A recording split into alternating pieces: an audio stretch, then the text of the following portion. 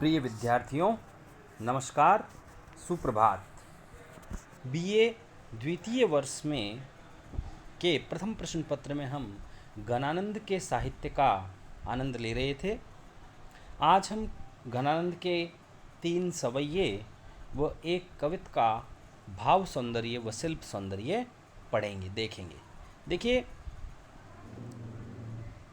गणानंद का जो अगला सवैया है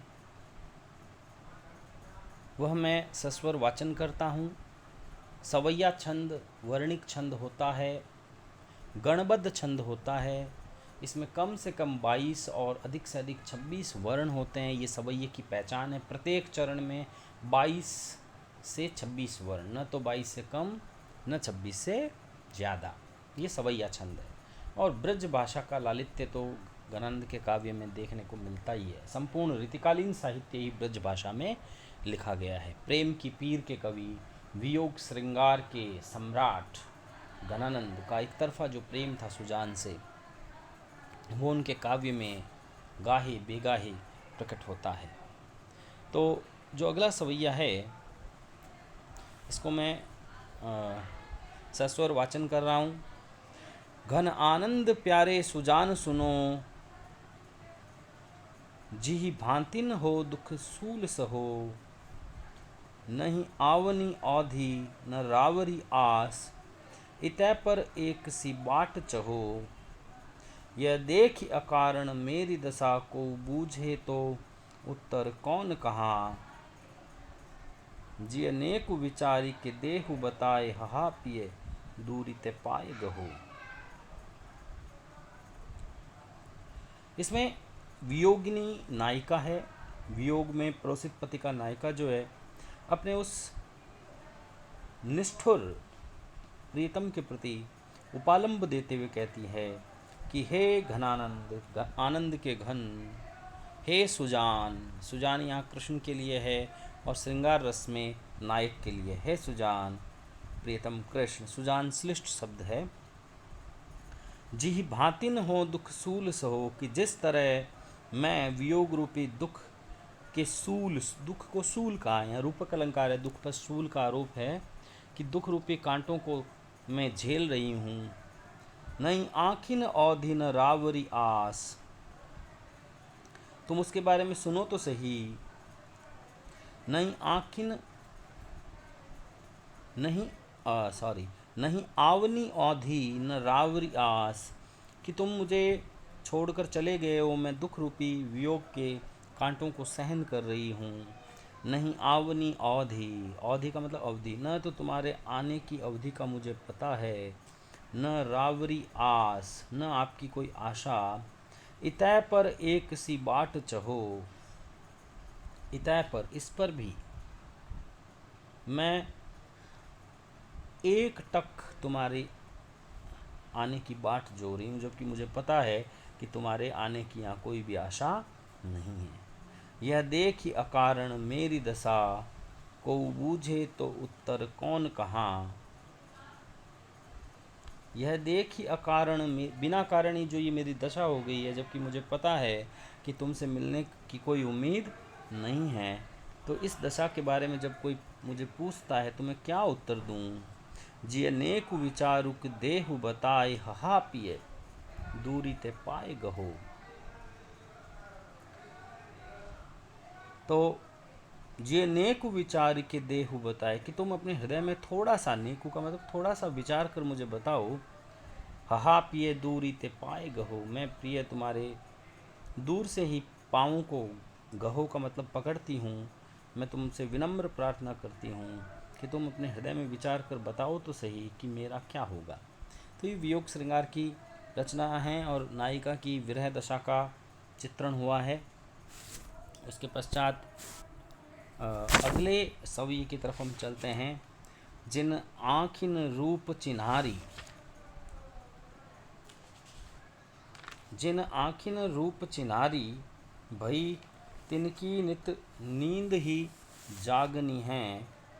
हित पीर सो पूरित जो हियरा, फिर तही कहो कहाँ लागिनी है। घन आनंद प्यारे सुजान सुनो, जी राहि सदा दुखदायिनी है। सुख में मुखचंद बिना निरखे नखते सिखलो विष पागनी है। देखिए, चिन्हारी शब्द का अर्थ है पहचान यानी परिचय। हित पीर शब्द का अर्थ है प्रेम की पीड़ा। पूरित, पूरित का अर्थ है पूरा भरा हुआ।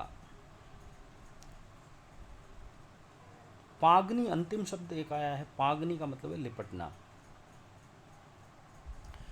सुजान बेवफा थी। सुजान ने जब मोहम्मद शाह रंगीला ने गणानंद को दरबार से बाहर निकाल दिया और गणानंद ने सुजान को अपने साथ चलने को कहा तो सुजान ने मना कर दिया, तो सुजान बेवफा थी।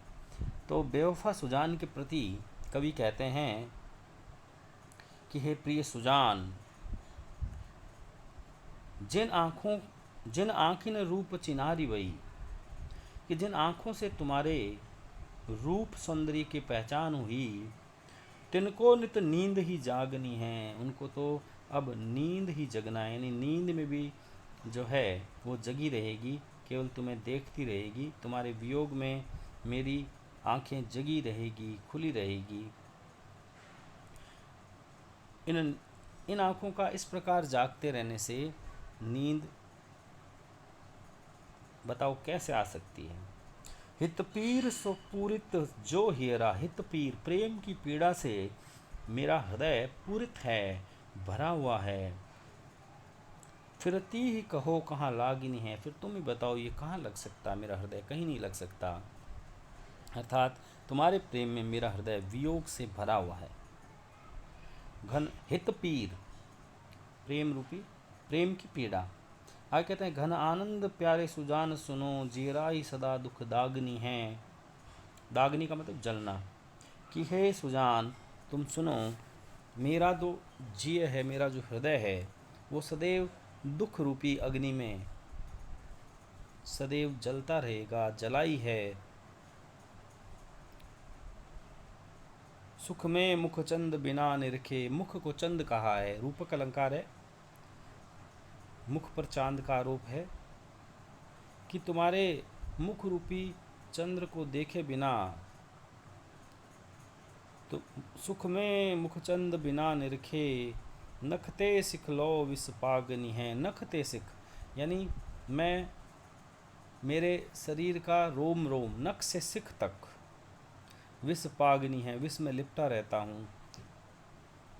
अर्थात सुख में तुम्हारे मुख को, मुख रूपी चांद को देखकर जो मुझे अमृत तुल्य प्रेम प्राप्त होता था, अब मैं उसके बिना वियोग रूपी विष से लिपटा हुआ हूँ। ये यहाँ पर कवि ने अपनी व्यंजना की है। उसके पश्चात हम तीसरे सवैये की तरफ चलें तो तीसरे सवैये में गणानंद ने सुजान को एक प्रेम पत्र भेजा और सुजान ने उसको बिना पढ़े ही उसके टुकड़े टुकड़े कर दिए।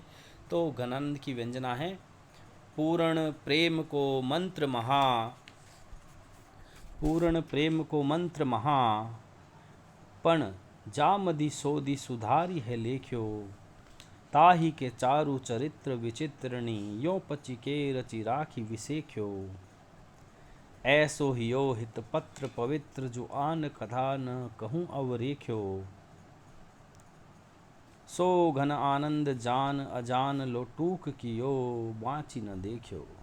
पूर्ण प्रेम को मंत्र महापन,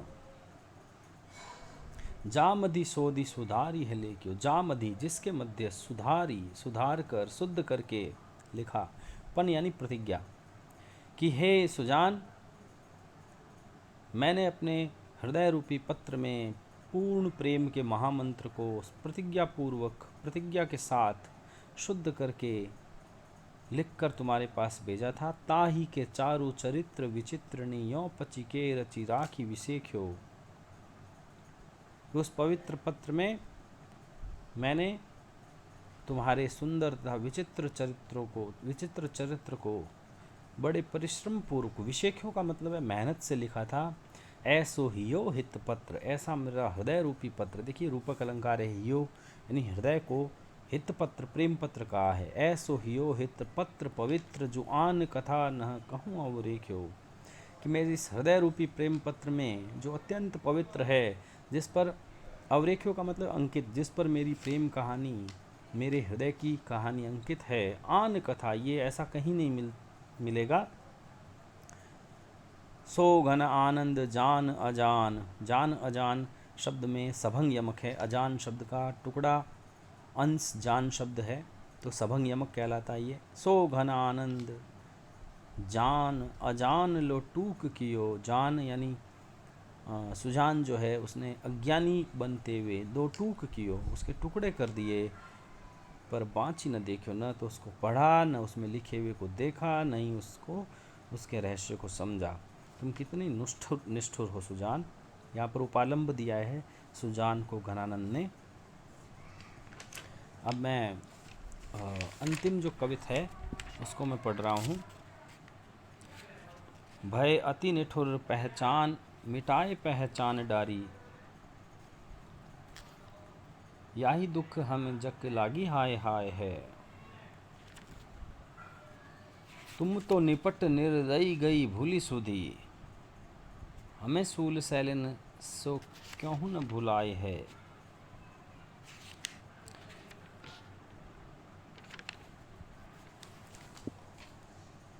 भय अति निठुर मिटाए पहचान डारी, हाय याही दुख हमें जग लगी हाय हाय है।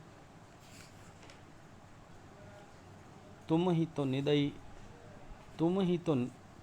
तो निपट निर्दयी गई भूली सुधी, हमें सूल सैलनी को क्यों हूँ न भुलाए है। मीठे मीठे बोल बोली ठगी पहले तो तब, अब जिए जारत कहो वो कौन न्याव है।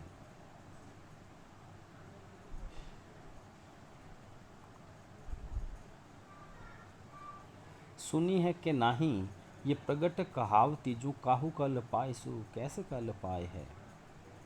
देखिए ये खूबसूरत कवित मन हरण कवित है। 31 वर्णों का, प्रत्येक चरण में 31 वर्ण है। यहाँ एक वियोगिनी प्रेमिका जो है, उसका अपने निष्ठुर पत्थर सरीखे प्रियतम के प्रति कथन है। संयोग और वियोग की विभिन्न स्थितियों का उल्लेख करते हुए ताना मारा गया है। प्रियतमा, वियोगिनी प्रियतमा कहती है, भय अति निठुर, तुम तो बहुत निठुर हो गए हो, निष्ठुर हो गए हो। मिटाए पहचान डारी, तुमने तो हमारी पहचान ही मिटा डाली है। या ही दुख हमें जग लागी हाय हाय है।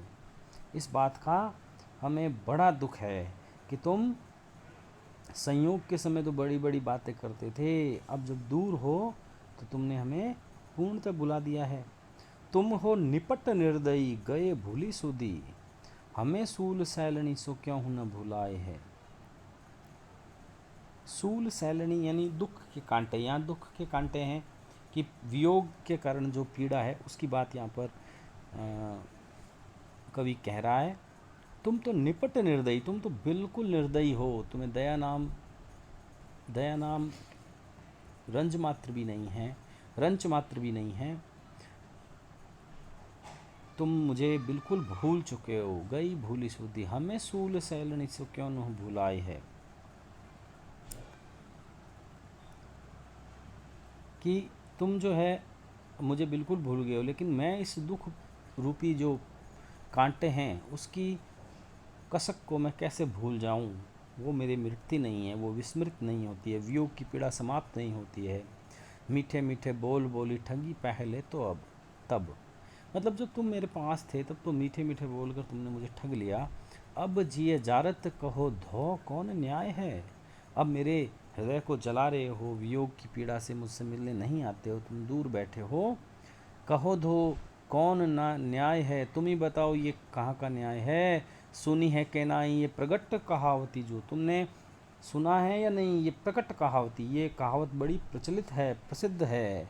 काहू कल पाए सु कैसे कल पाए है। देखिए कल पाए शब्द और कल, ये कल पाए शब्द का अंश है कल। तो जब किसी शब्द का शब्दांश भी दोबारा आता है तो वहाँ सभंग यमक होता है। और यहाँ खूबसूरत यमक है, काहू कल पाए है सुख कैसे कल पाए है। जो किसी को कल्पाता है, तड़पाता है, पीड़ा पहुंचाता है, कल पाए का मतलब पीड़ा पहुंचाना, सो कैसे कल पाए है, कल का मतलब सुखी, वह कैसे सुखी रह सकता है, वो कभी सुखी नहीं रह सकता, तुम भी मेरे से ज़्यादा दुखी रहोगे। तो विषम प्रेम की अभिव्यंजना हुई है इसमें। श्रृंगार है ही, वियोग श्रृंगार का वर्णन है। कल्पाय में यमक अलंकार है और लोकोक्ति लिखी गई है कि जो दूसरों को तड़पाता है वो कैसे सुखी रह सकता है। तो ये मैंने आपको 3 सवैये और 1 कवित जो है उसका भाव सौंदर्य और शिल्प सौंदर्य बता दिया है। आप इन चारों की सप्रसंग व्याख्या अपनी नोटबुक में करके और मुझे व्हाट्सएप से भेजेंगे। शुक्रिया।